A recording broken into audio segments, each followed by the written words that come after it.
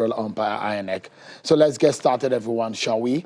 Where do we go from here? A lot of you have been talking about the 2023 elections and some of the issues that process brought with it. As soon as people started telling us about their intentions, a lot of the conversations have centered around who gets what, who should get, or who will get. That is what we are hearing. I'm not sure a lot of people have started talking about the quality of the people that should lead Nigeria. Isn't that important? I think that, in fact, should lead the conversation. The quality, not just anybody getting to office. Shouldn't we scrutinize the people who will lead this great country? And I guess that is the conversation we're going to be having tonight on the program. And we have a very suitable panel for you tonight to dissect the issues from the political angle to the legal to, in fact, the expert opinion on the issues of leadership. I have joining me tonight on the program, first from Lagos, virtually though, is a legal practitioner and a right activist, Mr. Dele Farotimi. Thank you so much, Mr. Farotimi, for joining us tonight. And also with me here in our Abuja studio is Mr. Linus Okorie. He's a leadership expert. Thanks so much, Mr. Okorie, and it's good to see you. Great to be with here. him is Mr. Saliu Mustafa, the Turkey of Ilorin, a politician. Thank you so much, gentlemen, for coming on tonight. Great to be here. Thank you. I guess we should begin the conversation from Mr. Farotimi, who is joining us virtually. Legally speaking, what should we be looking at? Does the Constitution talk about the quality? The Constitution gives us the highlights of the age and some other criteria.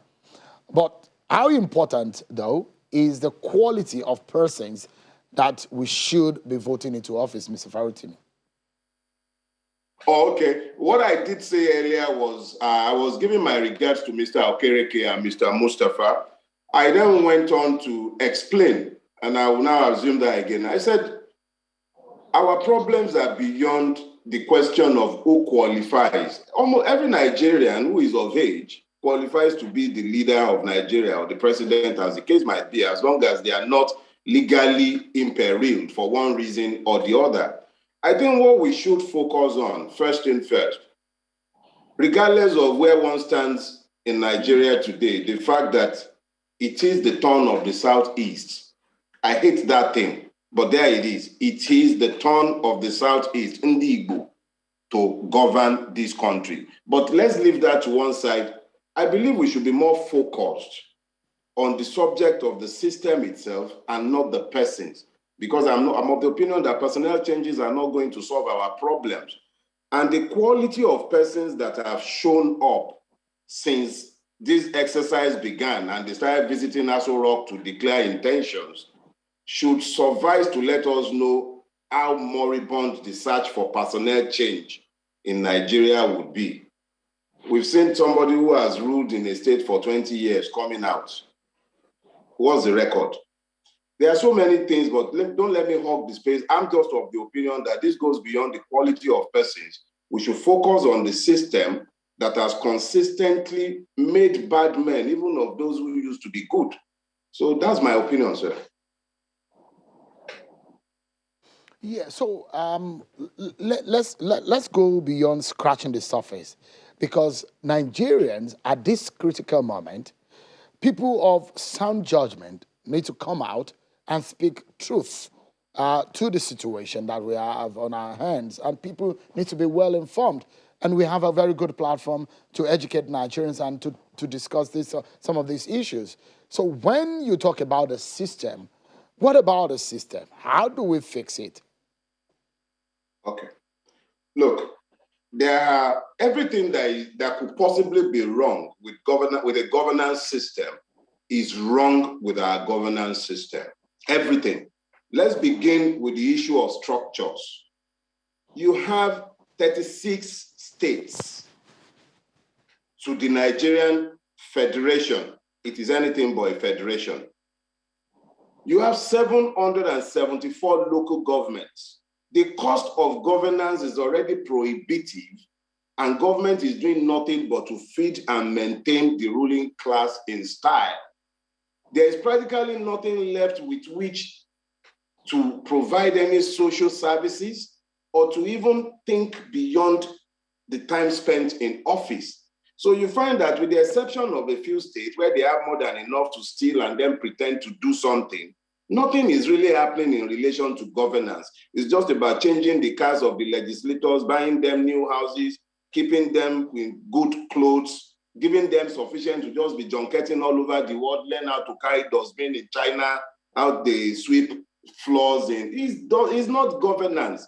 So when you're done looking at the prohibitive cost of governance, you now have to look at the purpose of governance itself. We've had this democratic experiment for 22 years. What has it delivered in real terms to the Nigerian? Our laws have become what? Security-wise, the whole country is collapsing. It should be clear that the critical problem we have goes beyond the quality of the persons who have occupied the different offices. And this should go beyond the presidency.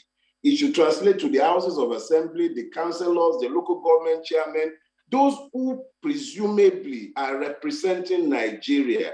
We should look beyond the persons, because if the system consistently churn out evil men and women and is not beneficial to the people, it gets to that point where we need to now begin to look beyond the persons and look at the system. And it is not by accident that it took 7 years for our fathers pre-independence to agree on the document that they eventually settled on. From 1953 to 1960, they were negotiating the content of our federation. That federation is effectively dead. What we have today cannot be called a federal system, and we all know this. But we keep lying to ourselves that perhaps if a better person gets into office, the thing will change. That was how we started. Obasanjo came. Obasanjo, for me, is the best iteration of this system, and yet, what did they achieve? Nothing. Whatever he might have done could be done away with a stroke of the pen by the next person who comes into office, because our system is not anchored on law, it's anchored on impunity. This is not a democracy. So we need to first of all understand that we can bandy words around, call this a federal system, call it a democracy, call ourselves citizens, call them leaders, but they don't become those things we call them simply because we call them so. The fact on the ground is that Nigeria is worse off today. People are even yearning for Abacha. That's how bad things have become. So if it's not that bad, how can we be looking? Please, our issue goes beyond personnel changes. And I will say this, I listened to the round of interviews granted by Obong Victor Atta, and the man was saying something that madmen like us were saying 2, 3, 4, 5 years ago. Nigeria will break up violently if we do not find a way to address our structural, political, and lawlessness problems. It's not about where the person who becomes the president comes from or the person who becomes the governor. All right. God forbid that. We never pray for a military intervention. We keep saying those or prayers. A breakup of the country. That is a prayer, anyways, and we hope that doesn't happen. I'll come back to you, Mr. Farutimi, in a moment. But let me come to Mr. Linus Okori and Mr. Salihu here.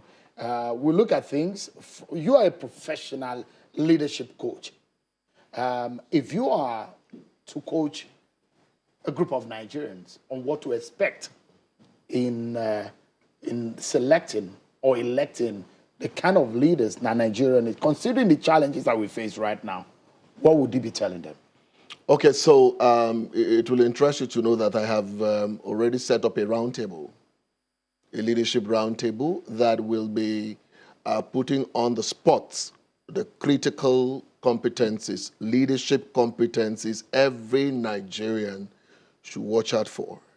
We want to see these competencies, these leadership capital competencies in the lives of those who want to be even president, governor, or whatever position that you want to occupy. In 2023, Nigerians should know, for anybody to seek for political office, there are specific leadership competencies that they must own. Number one, compassion. Compassion.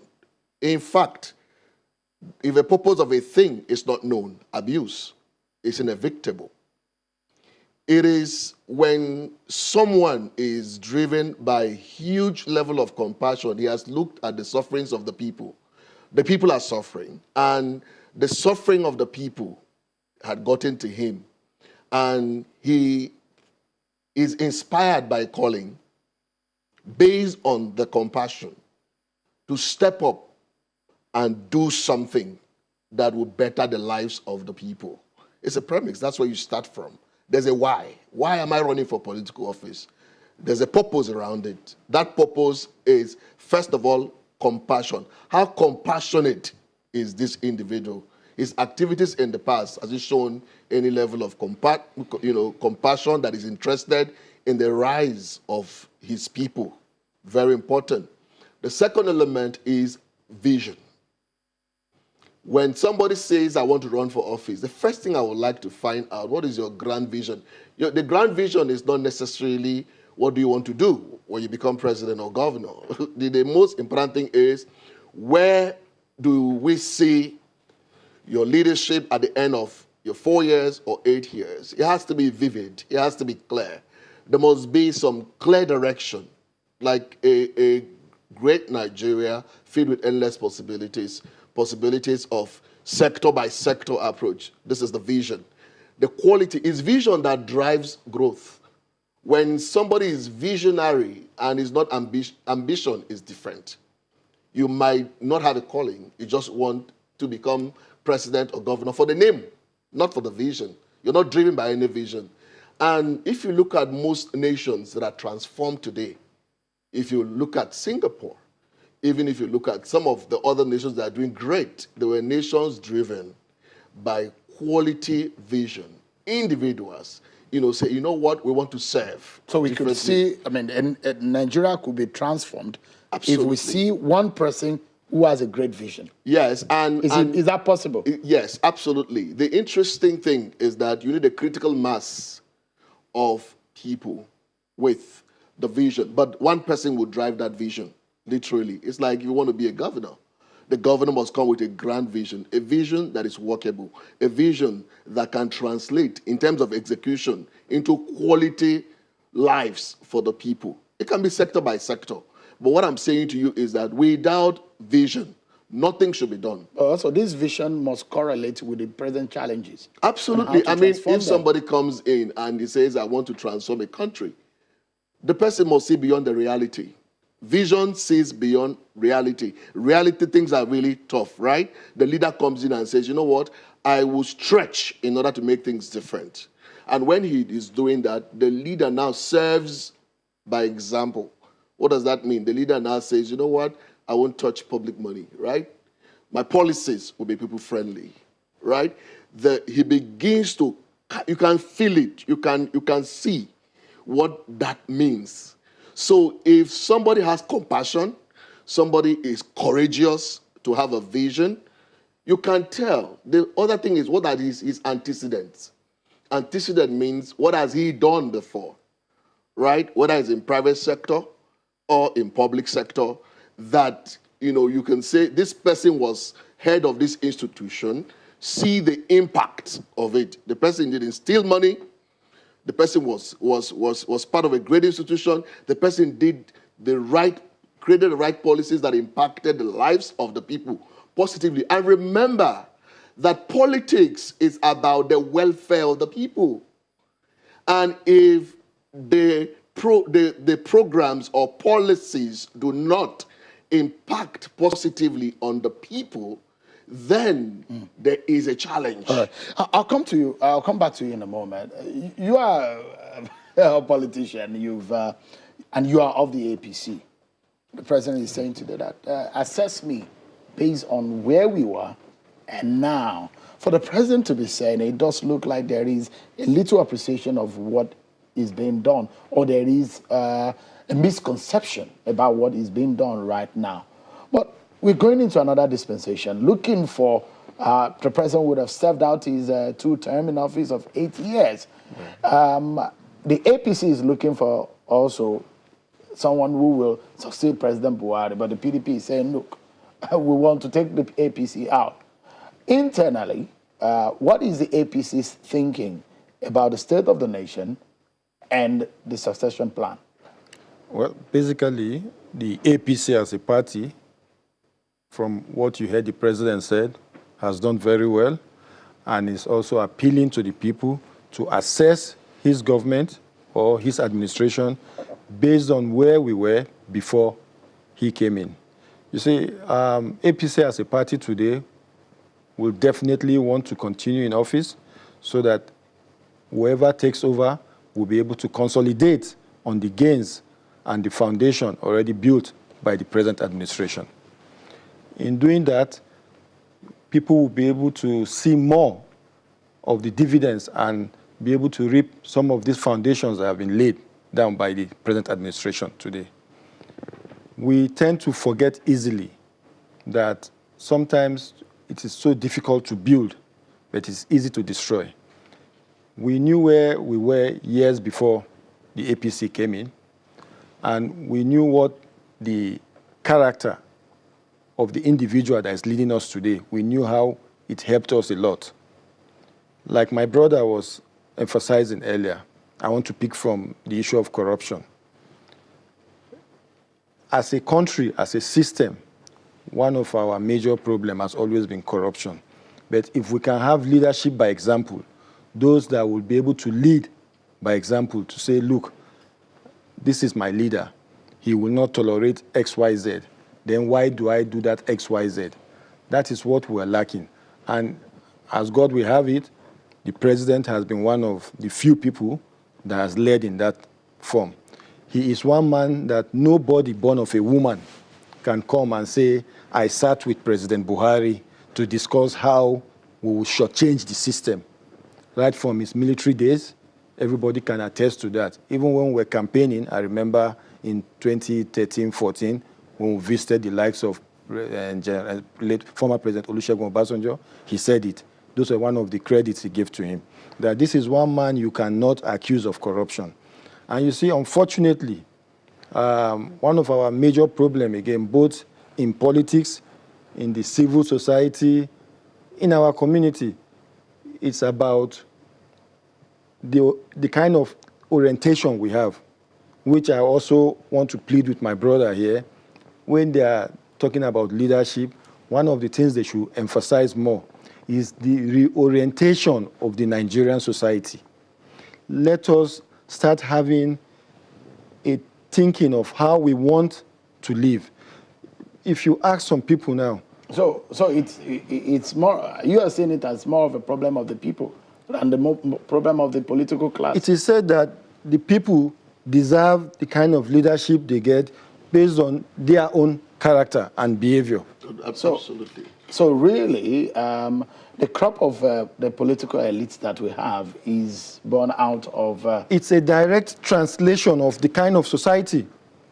But do we have the quality of leadership that Nigeria needs? I'm not talking about what we get. I'm talking about that Nigeria, do we have it in the present political class? We do, we have. And you see, my other brother, the lawyer, joining us via Zoom, said it earlier, that even good people sometimes come in and they become bad. It's because of the system, the society itself. This is the only country where today, if Linus is appointed in a position, people should celebrate him after his tenure. But you will find the very day he comes in, his school, maybe his alumni, his village people, his friends will start coming to visit him, to congratulate him. Some will even throw parties for him. People should be celebrated after serving their term so that we can be able to, judge them based on what they've done. So, I mean, because if you look at the problems of, you are saying that we are not in short demand of quality leadership. We are not at all. So why has the solution to our problems eluded us with the kind of leadership that we have? Like I said again, the society is to be held responsible. The same How do you Nigerians, hold the the society same Nigerians responsible? will live The here. innocent Nigerians who go to vote. How do you hold them? How do you blame them They for are the kind not of that leadership? innocent. We must be able to hold ourselves accountable. It is time we start holding people accountable, ask questions for people who promote or who sponsor to certain positions. All right. Mr. Saliu, just a moment. There's someone who is very experienced. We're due for breaking another 2 minutes or thereabout. There's someone who is very experienced in the process of election and all of that. And because of this conversation, I had to bring him on the program so he can give us an idea. Is Mr. Oluwole Osazi Uzi. He's a retired director at INEC. Thank you so much, Mr. Osazi Uzi, for joining us tonight. But let's take the breather that we needed at this moment. And when we come back, I can see you, but it does look like the audio is not as we hope that it will be. But hopefully, when we come back from this break, it will be better. It's setting the agenda for 2023. That is our task for tonight. Our panel is still on tonight. And perhaps if you are sitting at home and Mr. Saliu's blame is on you, you probably need to listen on the other panelists and see where we needed to head ahead of 2023, what we need to fix, and the way to go. Don't go anywhere, everyone. We'll be right back. Thank you so much, everyone.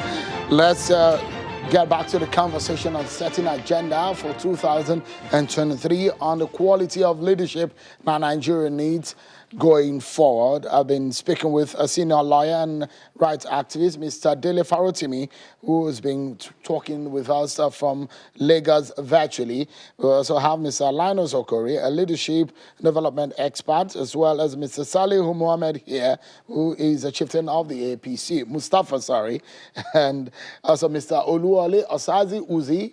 He's a former director of publicity with INEC. We were trying to get connection with you. I don't know if that is okay now and if we can hear you. Mr. Oluwole Osazi Uzi, thank you so much for joining. I was asking you before we went on that break about the process on the ground and whether or not the electoral process can also be blamed, or is there anything different from what we saw in 2019 that is different from 2023, or any kind of inhibition that the system provides that can hinder us having a quality leadership in Nigeria?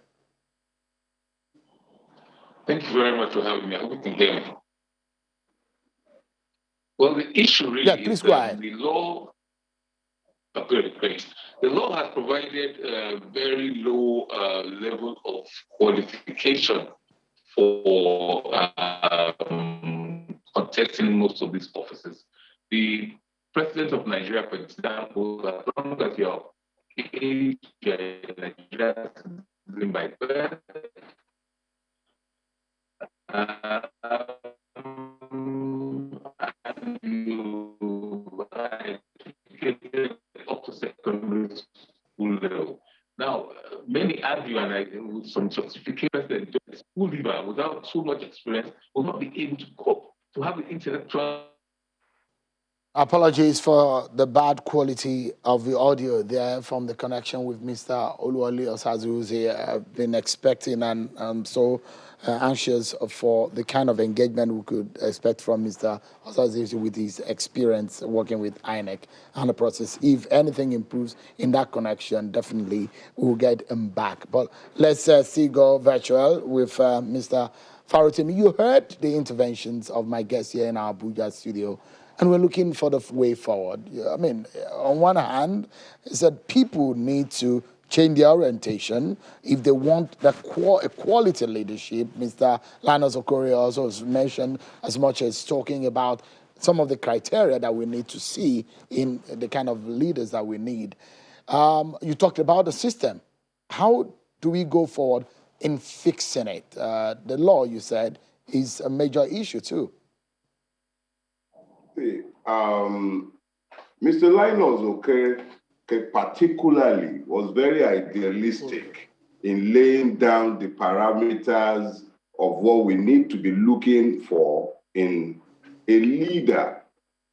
And That is completely correct in an ideal environment, in an ideal situation, but ours is far from being an ideal situation. He spoke to vision. Unfortunately, the one thing that has never been present in the governance of Nigeria is vision. We've been ruled by base myopic men. Then Alhaji Mustafa was talking about the incorruptibility of General Buhari. You see, there is this thing about Ali Baba. If Ali Baba is a saint, why are his friends thieves? Inside that cabinet where General Buhari sits, the incorruptible General Buhari, all around him are people who are under investigation for one stealing or the other. And the stealing under this administration has no part two. We will find out all of that when they have left. But let's talk to the system. It is very difficult to expect the people to be better sometimes than the system that has conditioned them to become what they are. It is easy to turn around and blame the people. But how much information does a man have with which to choose when you have already weaponized ignorance against him? You feed him the news he hears the lies, he has no access to information. Imagine, for months in a democracy, the federal government banned Twitter, and the system enabled it, and there was nothing anybody could do about it. Even if we went to court, and some people did, it made no difference because that is the system.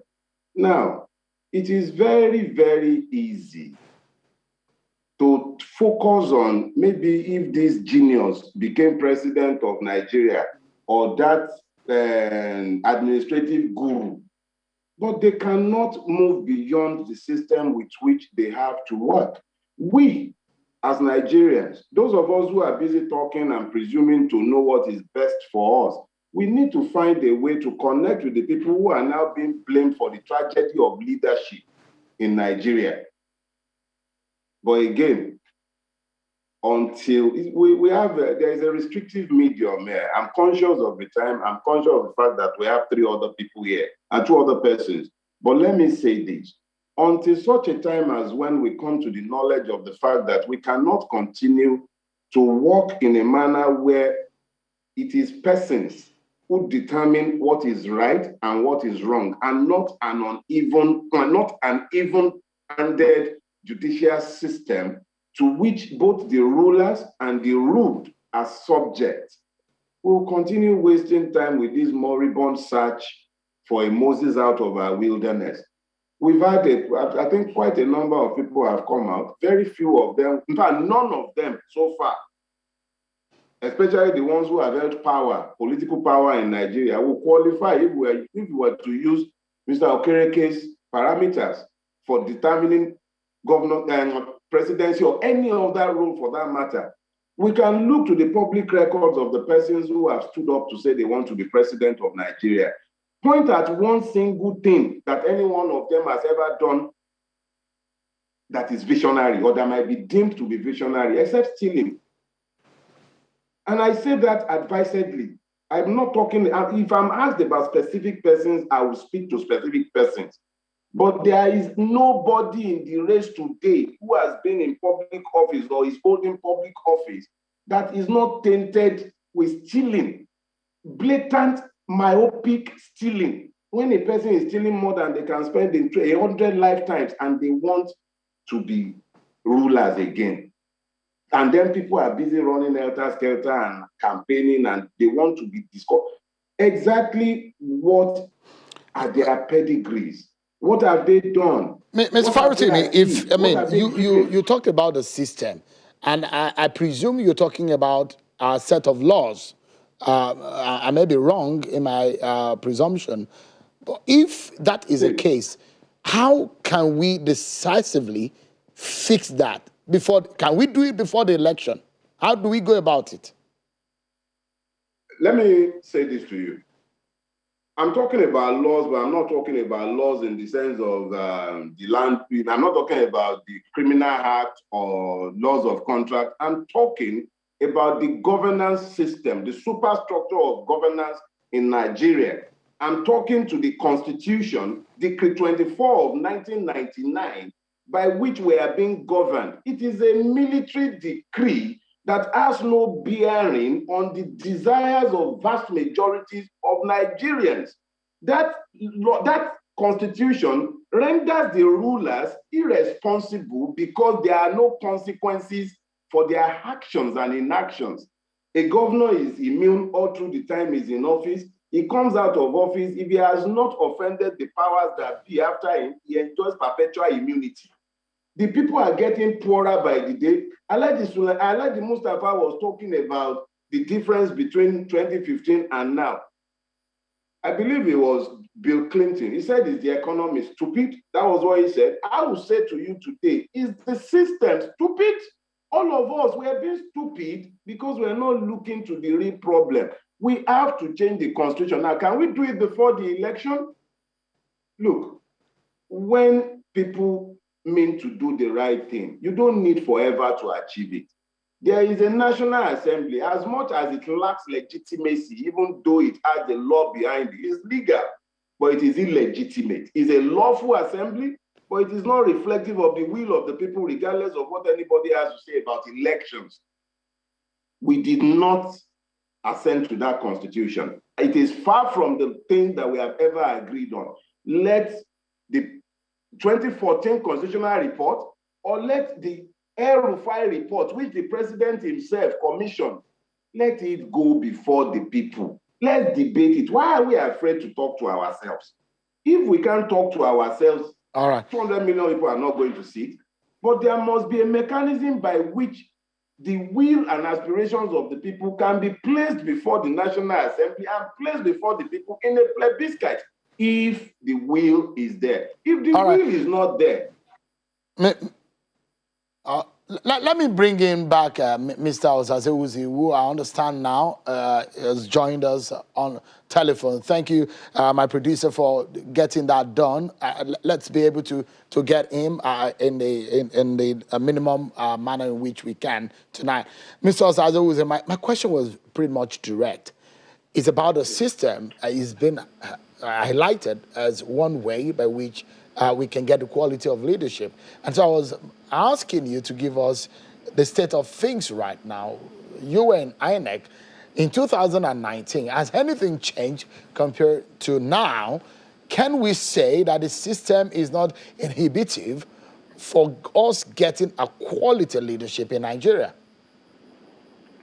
Well, thank you for having me. Sorry for the disruptions. In my own personal opinion, I don't think anything. The laws we use are still the same. The personnel hasn't changed significantly. And when you keep doing the same thing, you don't expect any changes from the first time you did them, every other thing being equal. The law, as it stands, the Constitution has a very low threshold for qualification for office. Offices like the chairman of INEC, where it says it has to be a person of unquestionable integrity. But for president of the country, all you have to do is meet the age threshold and be educated up to secondary school level. That is all that is required and be sponsored by a political party, being a Nigerian citizen by birth.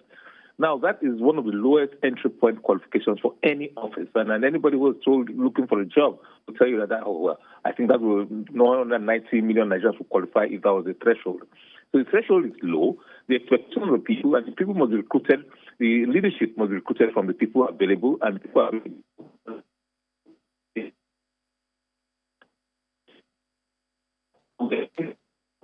ballot is very difficult for some and very, very easy for especially those who have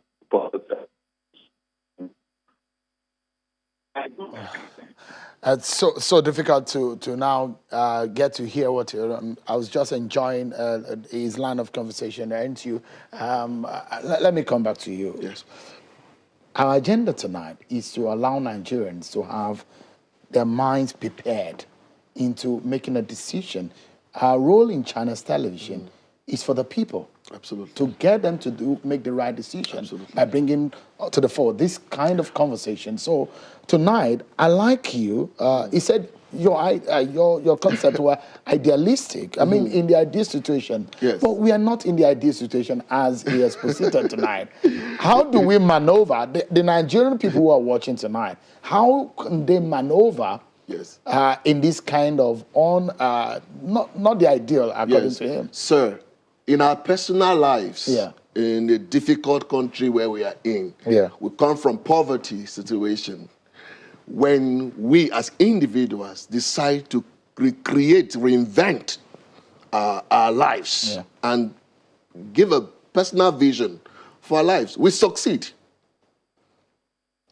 That's we move from reality of poverty as individuals. There are many people in this country today, as I'm talking to you, who they have grown out of difficulty to create businesses, to create organizations, to succeed, and they are in wealth today. So why are we waiting as a nation until we get to that period where we call ideal? It will never come. In nations that have made progress, some people sacrifice something.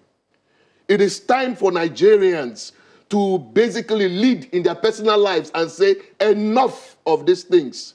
If the political parties do not throw up quality men of honor and vision, men with capacity, who can drive knowledgeable people, who can make things happen in their various roles, who are determined to serve, selfless human beings, who don't think about themselves.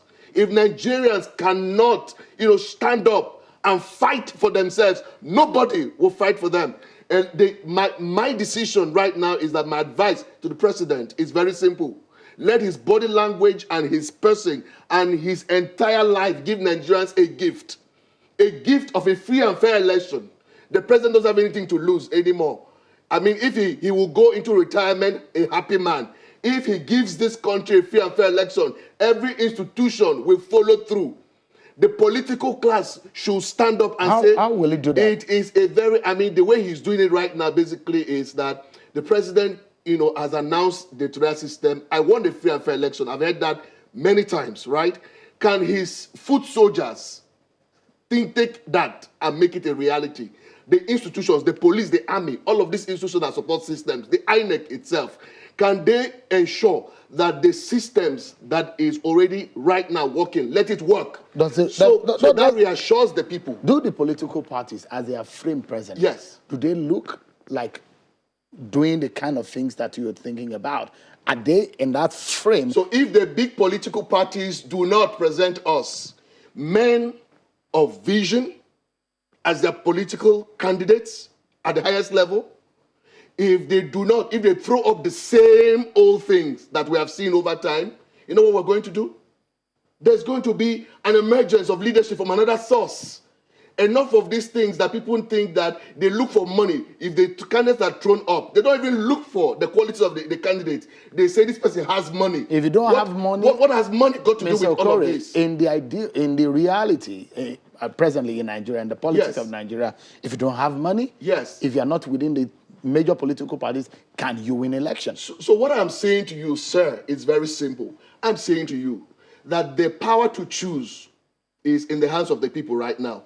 But there must be a body language, right, that says we are ready to give a legacy of a free and fair election. It's a gift I am asking for. And when that happens, there are a lot of people now in the presidential race. There are a lot of them are quality people. I've seen a few, one or two, who are quality people on the ground. Can we say we need prepared people who are committed? They're not thinking about self. They come with a real agenda. They might not have all the money in the world, but guess what? They throw the vision. The people who have the money can begin to support those candidates. Our business people should stop being selfish to support wrong candidates. Some of them should support quality people. And the youth of this country should say, enough of the money they throw at the young people. Everybody should stand up and lead and change this. It looks like what you have what you have painted tonight is like you are disappointed in the political formation and political class in Nigeria. It looks like there's a disappointment in the air. Do you feel that maybe you in the political class have disappointed Nigerians for too long? Well, I wouldn't accept that assertion. Like I said earlier, and if you go by what he has also said, the people will decide. If the political class or a particular political party has failed, then let the people decide by voting another political party. So for me, my advice would be the people should take their destiny into their hands by making sure they are able to question and criticize whatever is brought forth to them. It's not just because somebody has money or you believe somebody has, or there's the assumption that he is in party A. And no, the president has always said it. Free and fair election is guaranteed. Are you in the political class also challenging yourself? Like Nigerians are challenging themselves, that they need quality people. Are you challenging yourself? Definitely we beyond are. the names and the money? Like, take a case study of my own self now. I'm running for the national chairmanship of my party. It is also a challenge to others, because for me, I have told them times and number, it's a call to serve. I'm one of the least persons with the governorship, former governor or former senator profile. But I believe it's a race for me to win. I'm coming to do things. You have the vision, like he mentioned. I have far more. In fact, my vision is coming to do things differently by promoting internal democracy. When you do that, you are able to get popular candidates. And when you have popular candidates, you have reduced the rigorous or the burden of even rigging an election. And when you have popular candidates, that means the person has been able to market himself to the people. That means he must have been able to put forth his vision, what he intends to do for the people. I want to lead a party or a team of NEC members that will be able to be accountable for the manifesto we present to the people. All right. It's time for us to go now, I understand. Just a parting shot now. Let me begin with Mr. Dele Farotimi. Your parting shot on the program. It's a big election year we are looking ahead of us. We're already in the political year leading up to the election year. Your parting shot tonight, what you would like to tell Nigerians as they prepare to elect new leaders? Well, I'm of the opinion that Nigerians have only one choice if they are truly interested in change. That choice will only come about when there is a turnaround.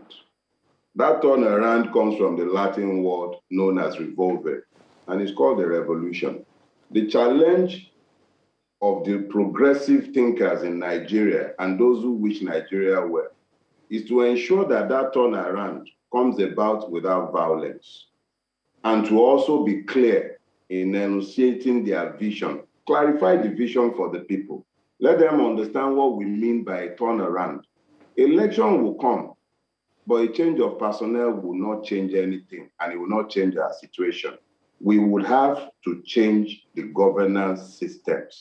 We would have to change the way we are ruled. Impunity would have to end if Nigeria must turn around. We can't continue like this. Thank you. All right. Thank you so much, Mr. Dele Farotimi. Our parting shots just in a few seconds. Abraham Lincoln said, "Oh God, may men of principles become our principal men." My greatest wish today is that men and women of vision, honor, and integrity who will unite this country such that a child of any person, it doesn't matter which part of Nigeria the person comes from, can become anything he wants to become if he puts all the effort that are necessary. Merit.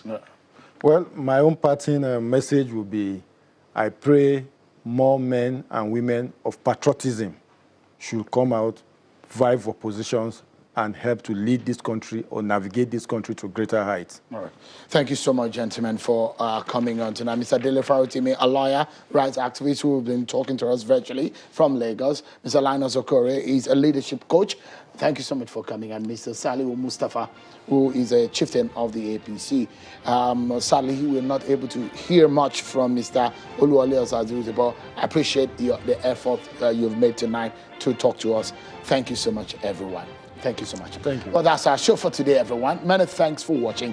I'm Sean Kimale. Bye for now.